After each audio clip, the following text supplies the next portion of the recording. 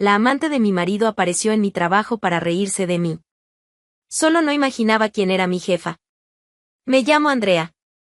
Y, durante mucho tiempo, pensé que sabía lo que era una vida construida sobre el amor, la rutina y la confianza.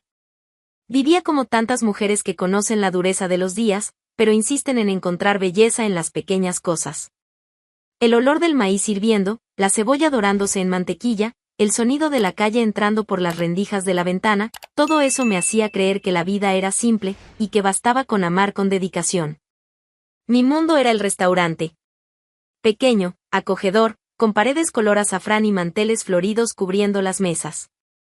Estaba en el corazón de un barrio modesto de Oaxaca, donde todos se conocían por su nombre y cada sonrisa se respondía con una historia. Allí, yo era más que cocinera. Era confidente, oyente, anfitriona. El restaurante era mi refugio y también el reflejo de mi alma. Todo lo hacía yo, con cariño, desde los platos hasta el café de la tarde. Llegaba temprano, antes de que saliera el sol. El barrio aún dormía cuando yo ya encendía la estufa. Me gustaba ese silencio del comienzo del día, el vapor subiendo de la olla, los sonidos suaves del agua hirviendo y de los pasos en la cocina.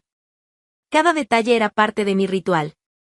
Revisaba el stock de chiles, cortaba los tomates con precisión, sazonaba la carne con las manos, como me enseñó mi madre.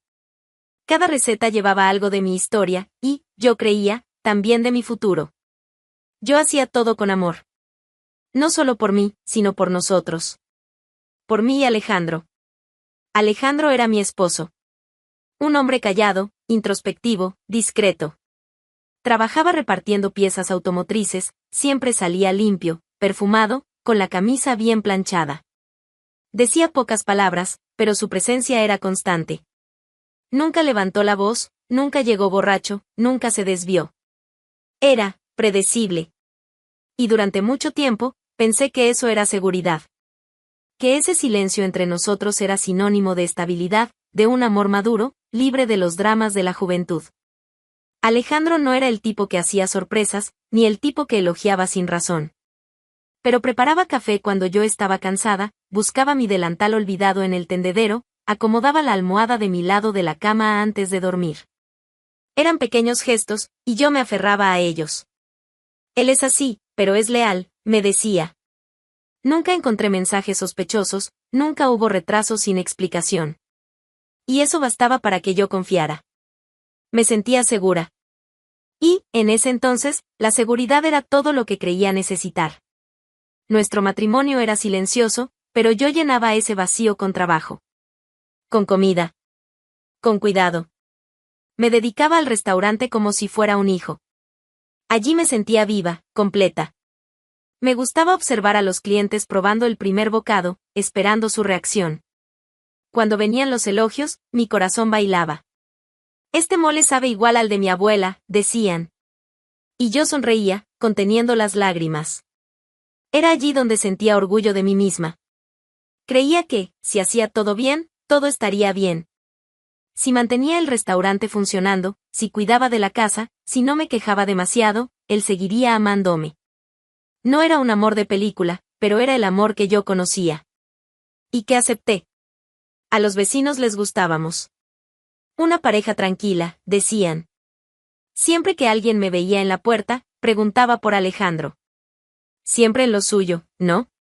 Y yo respondía, es su forma de ser. Nunca imaginé que pudiera haber algo más. No veía señales. Y si las había, no supe leerlas. El restaurante era administrado por doña Alicia, una mujer firme, experimentada, respetada en el barrio. Siempre confió en mí. Decía que yo tenía manos de madre, de esas que curan con comida caliente. En esa confianza me apoyaba. Y fue eso lo que me hizo tragar en seco cuando la vi por primera vez. Renata. En ese momento no sabía su nombre. Era solo una clienta nueva. Demasiado elegante para el barrio, con ropa que parecía sacada de vitrinas del centro, tacones sobre adoquines rotos, labial impecable. Al principio, pensé que era una mujer de paso. Pero volvió al día siguiente. Y después. Y otra vez. Siempre sola, siempre observando todo con una mirada fría y calculadora. Elegía la mesa junto a la pared, de frente a la cocina, como si quisiera ver cada uno de mis movimientos. Al principio actuaba como cualquier clienta. Pero pronto comenzaron los ataques disfrazados. ¿Esta salsa, segura que es fresca? Sabe a ayer, dijo, revolviendo el plato con desdén. Sonreí. Pedí disculpas. Llevé otro. Al día siguiente. Su arroz está seco. ¿No prueban las recetas antes de servir? Asentí con la cabeza, tragué el orgullo. Nunca he sido de pelear. Siempre preferí agachar la cabeza antes que perder el control. Pero ella no paraba. Cada vez que entraba, traía un veneno que se esparcía por el salón como olor a aceite quemado. Sus comentarios no eran simples quejas. Eran ofensas con la delicadeza de una navaja. ¿Esto lo sirven para humanos o para perros callejeros? Dijo una tarde, chasqueando los dedos para llamarme. Ah, perdón. Es que sabe a castigo. Y mientras todo eso se desarrollaba frente a mí, lejos de allí, en un apartamento discreto al otro lado de la ciudad, ella seguía.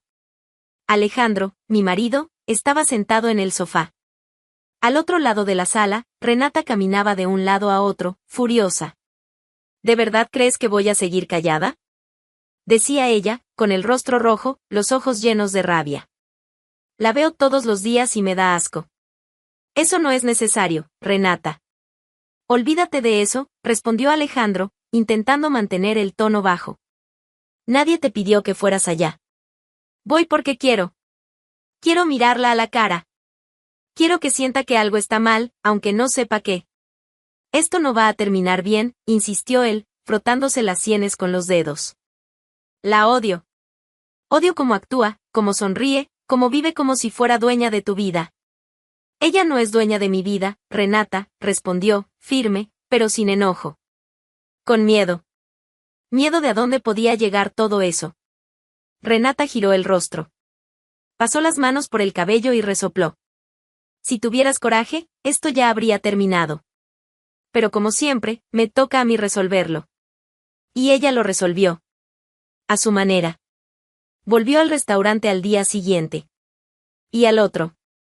Y todos los días de la semana. Sus ataques se volvieron más sutiles, pero más cortantes. ¿Has pensado en hacer otra cosa? Algo como, limpieza. La cocina no parece ser lo tuyo. Seguí en silencio. Pero cada comentario me atravesaba como una aguja. No entendía. No sabía de dónde venía tanta rabia. No conocía a esa mujer. Nunca le hice nada. Me preguntaba, ¿por qué? Y al mismo tiempo, Alejandro seguía igual. Llegaba, comía, se bañaba, dormía. Cuando le pregunté si conocía a alguien llamada Renata, solo frunció el ceño y dijo que no y yo quise creerle. Porque hasta entonces, nunca me había dado motivos para no confiar. Renata volvió todos los días de la semana, como una sombra pegada a la pared del restaurante. No hablaba en voz alta. No hacía escándalos. Simplemente se sentaba en la misma mesa, con los mismos gestos, y lanzaba sus palabras afiladas con la calma de quien desmonta una casa, ladrillo por ladrillo. Esta salsa parece agua sucia, dijo una tarde, sin apartar los ojos de mí. ¿Tú cocinas de verdad o solo engañas? La bandeja tembló en mis manos. Mis ojos parpadearon rápido. Respiré hondo y me di la vuelta. Detrás, escuché su risa baja, arrastrada, como quien disfruta haciendo daño. Ese día fue la primera vez que lloré en el depósito del fondo. Sola, entre sacos de arroz y cajas de pimientos, me senté en el suelo y lloré como una niña que ha perdido su juguete favorito. Solo que lo que yo estaba perdiendo, era a mí misma. No se lo conté a nadie. Ni a doña Alicia, ni a mis compañeras de cocina. Guardaba todo en el pecho, como si admitir lo que sentía fuera más humillante que el propio sufrimiento. Mi rendimiento cayó. Equivoqué medidas. Quemé una carne. Olvidé la sal 2 veces. Cosas que nunca antes me habían pasado. Las manos me temblaban al servir. Mis ojos evitaban a los clientes. Y la vergüenza era tal que empecé a dudar si alguna vez realmente supe cocinar. Lo que antes era un refugio, se convirtió en un campo de batalla. Cada olla se volvía una trampa, cada plato montado parecía cargado de duda. Empecé a temer su llegada, a contar los minutos entre una crítica y otra. Comencé a sentir el sabor de la ansiedad en la boca, amargo, constante. ¿Y Alejandro? Seguía igual. Llegaba a casa y decía hola con el mismo tono de siempre. Se sentaba, cenaba, revisaba el celular. Nunca preguntó cómo estaba. Nunca notó el cansancio, ni el llanto disimulado. Y yo, con miedo de parecer débil, fingía. Ponía la comida en la mesa, sonreía sin alma, y lo observaba en silencio, tratando de adivinar si aún veía en mí a la mujer que un día amó, o solo una parte más del mobiliario. En algún lugar dentro de mí, una semilla de sospecha empezaba a germinar. Pero aún era frágil, confusa. No hacía conexiones. No podía imaginar que la mujer que me hería todos los días tuviera alguna relación con él. Después de todo, ¿qué motivo tendría una desconocida para tanto desprecio? Pero el cuerpo sentía lo que la mente no sabía explicar. El estómago se me revolvía antes de salir de casa. Las piernas pesaban. Y mi cabeza se llenaba de preguntas que no lograba formular en voz alta. Una tarde, dejé caer una bandeja entera al suelo. No fue un tropiezo. Fue falta de fuerza. Las manos se soltaron como si hubieran renunciado. ¿Estás bien, Andrea?, preguntó una compañera de cocina. Solo, se me resbaló, mentí. Y me agaché a limpiar, sintiendo las lágrimas acumulándose bajo los ojos. Empecé a evitar el salón. Enviaba a otra persona a servir las mesas, especialmente la suya. A veces fingía estar ocupada en el fondo, solo para no tener que enfrentarla. Pero aún así, ella encontraba la manera. Dile a la cocinera que hoy está peor que ayer, mandaba decir. Creo que alguien necesita clases. Lo que más me dolía era que hablaba con gusto. No era una clienta exigente. Era algo personal. Profundamente personal. Y, mientras tanto, Alejandro vivía como si nada estuviera pasando. Cuando llegué a insinuar que tal vez ya no era buena en la cocina, él simplemente se encogió de hombros. Siempre fuiste demasiado sensible, dijo, sin apartar los ojos del televisor. ¿Será cierto?, pensé. ¿Será que todo este tiempo solo me engañé a mí misma? Comencé a desconfiar de mí. A creer que tal vez era incompetente. Que mi comida no era tan buena. Que mi dedicación nunca había sido suficiente. Es cruel cuando el ataque viene de afuera, pero más cruel aún cuando empiezas a atacarte tú misma por dentro. Poco a poco, empecé a apagarme. ¿Y Renata? Seguía viniendo. Todos los días. Mirándome como quien sabe que está ganando una guerra que yo ni siquiera sabía que estaba peleando. Esa tarde, el calor parecía brotar de las paredes, del suelo, de los platos, de los cuerpos sentados codo a codo en el pequeño salón apretado. El restaurante hervía. Literalmente. El ventilador de techo giraba como pidiendo auxilio, y los vasos de agua se evaporaban casi antes de llegar a las mesas. Mis brazos se pegaban al delantal. El rostro húmedo, el cabello recogido con prisa. Todos trabajábamos al límite. Pero el salón estaba lleno. Y con eso, mi obligación era sonreír, servir, resistir. Y claro, ella estaba allí. En la misma mesa de siempre. El lugar donde su presencia cortaba el ambiente como cuchillo. Renata. Ya no tenía sentido intentar ignorarla. Bastaba verla sentarse para que mi cuerpo entrara en estado de alerta. Era una amenaza sin uniforme, pero con perfume dulce y mirada venenosa. Ya sabía lo que venía. Y aún así, intentaba mantenerme firme. No sé por qué. Tal vez por terquedad. Tal vez por miedo de que, si caía por completo, ya no podría levantarme. En la cocina, temblaba. En el salón, fingía fortaleza. Pasé junto a ella con 2 bandejas. Una pareja me sonrió al recibir los platos. Un elogio escapó, ¡qué aroma tan delicioso, señora! Intenté sonreír. Pero del lado izquierdo del salón, el veneno acechaba. Ella me llamó con un gesto delicado, como quien convoca a una sirvienta para acomodar un cojín. ¿Puedes venir un momento? Dejé las bandejas en el mostrador y fui. ¿Algún problema, señora?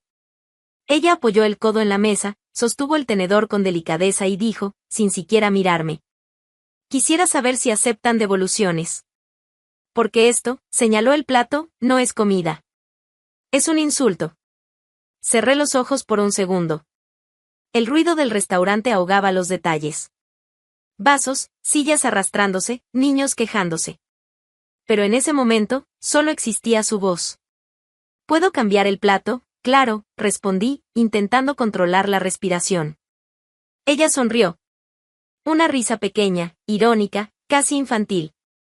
No sirve cambiarlo. El problema no es el plato.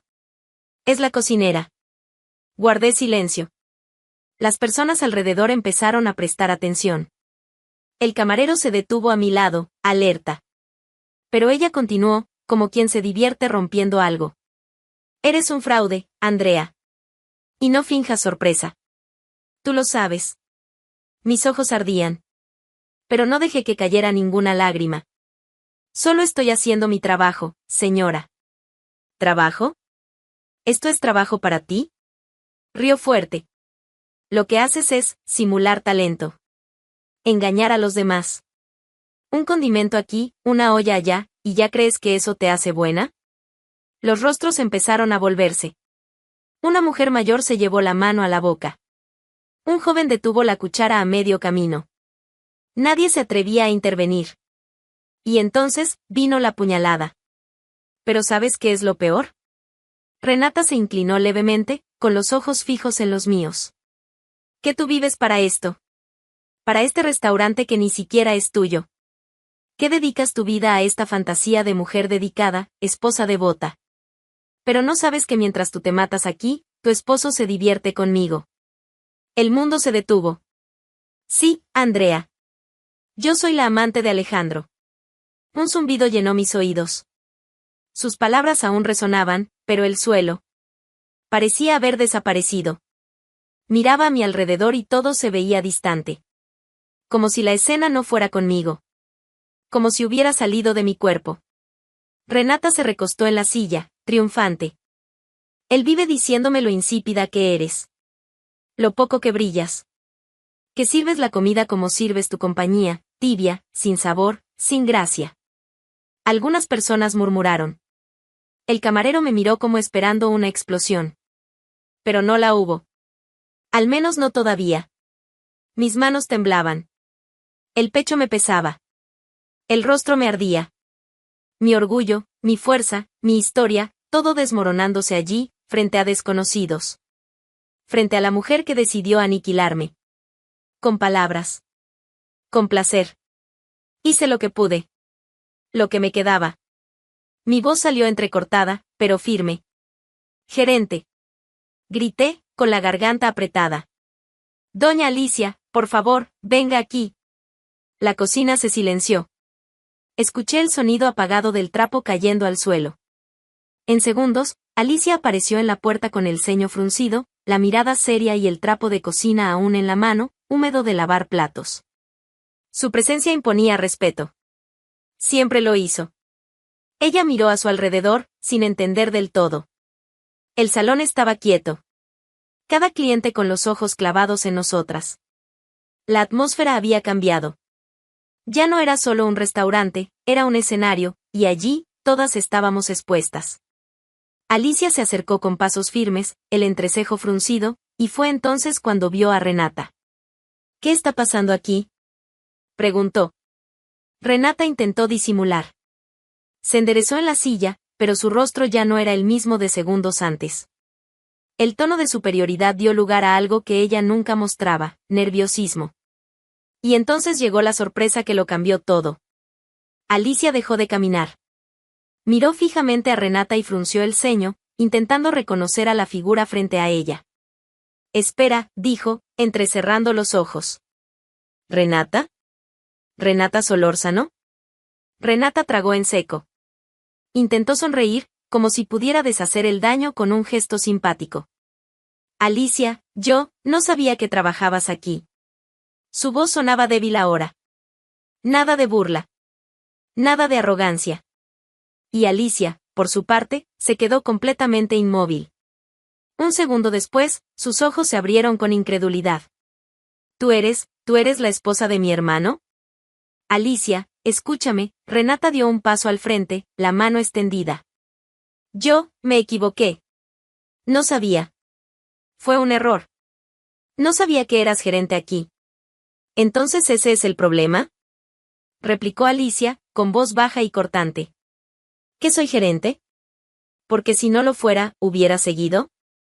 Renata intentó hablar, pero Alicia levantó la mano, ordenándole callar. Respóndeme solo una cosa, ¿acabas de humillar públicamente a la mujer con la que compartes un nombre? No. Quiero decir, sí. Pero fue un momento, Alicia. Perdí el control. ¿Y tú quieres que haga qué con eso ahora? Alicia se acercó más, mirándola a los ojos. ¿Qué finja que no lo escuché? ¿Qué ignore lo que todo este restaurante escuchó?